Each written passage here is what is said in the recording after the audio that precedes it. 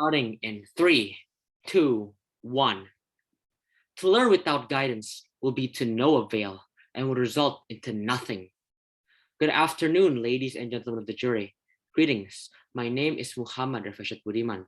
This house would like to make a rebuttal to the proposition and is against the idea that a middle-class parent should support their child's choice to deprioritize formal education in favor of pursuing digital creative skills or career. Modern society is continuing to develop as the ravages of time continues.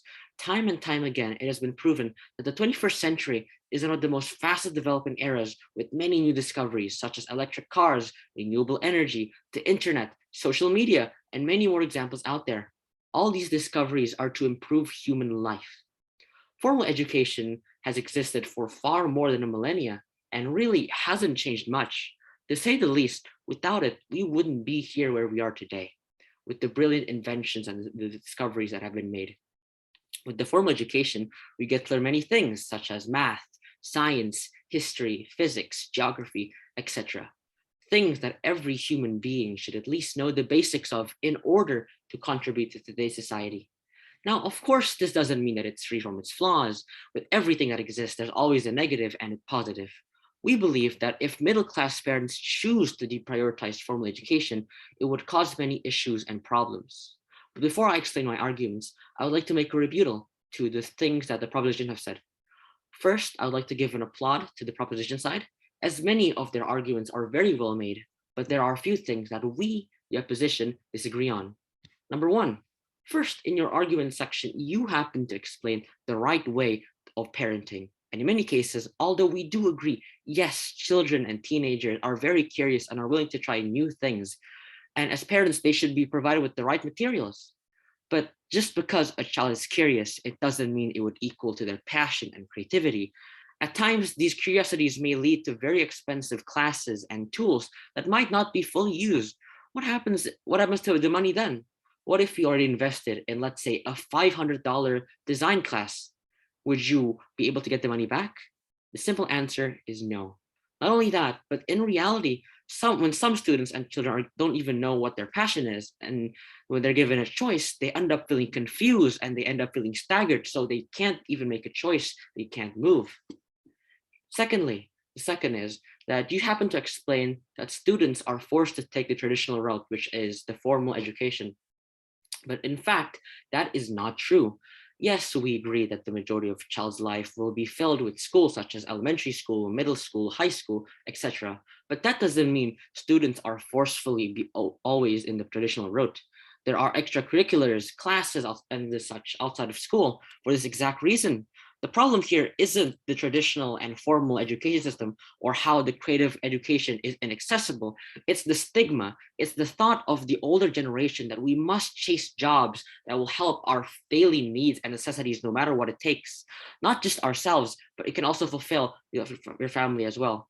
But by deprioritizing the formal education, it leads to students lacking the basic knowledge that are needed in life, such as math, science. No, we are not saying that you should deprioritize your child's creative side as well, but we're saying that there should be a balance between both sides in order to receive both positives.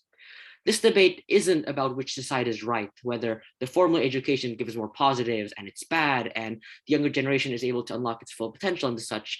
It is about so the younger generation can reach their full passion and talent so they can use it very well in the real world. Now, the opposition will give arguments regarding this topic. Number one, the digital creative side of content creation isn't for everyone. Although we do agree it's an easy, accessible job, it has many benefits. These types of careers are not for everyone. Some people are math geniuses, scientists, geographers, and many more examples out there. Now, perhaps you could argue that yes, it is this career is very easy to chase, it's very easy to do. But one thing that content creation heavily relies on are two main things. One being the platform, and number two being the algorithm. Two of these things are very unstable and unpredictable. For example, let's say YouTube changes their rules and agreements, and they change the algorithm. For example, back a long while ago, animators used to be very prevalent in YouTube. Many of them made 1 or 2 minute animations in order to give content to their watchers. Now, YouTube has changed this policy that watch time is what's important. Animators have to constantly create 10-minute animations, which might I add, isn't an easy job. They have to slowly draw it up in their tablet and they have to make them well. Not only that, they have to make it constantly too. YouTube is forcing others to create contents every 1 or 2 days or so. If animators are not be able to hit the agenda, they would hit a low viewer rate and they would not be able to make their money in order to fulfill their career. Now, number two is it would contribute less to society.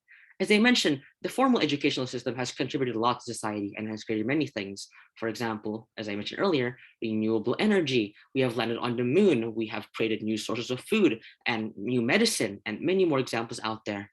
Although this is the case, we do not say that the creative system is absolutely useless, as it gives others many new opportunities and as such, it gives others a new world, a new mind, and so they can express themselves in a way that has never been done before.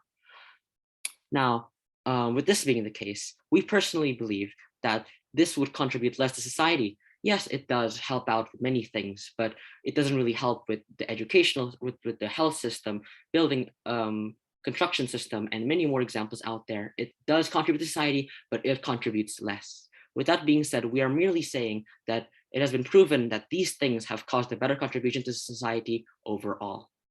In conclusion, we, the opposition, still firmly believes that the idea of the middle-class parents should support their child's choice to deprioritize formal education in favor of pursuing digital creative skills or career would cause into more trouble and more issues. Instead of deprioritizing the formal education system, society should prioritize both types of education in order to receive both positives in the prospective side. That is all we are proud to represent. Thank you.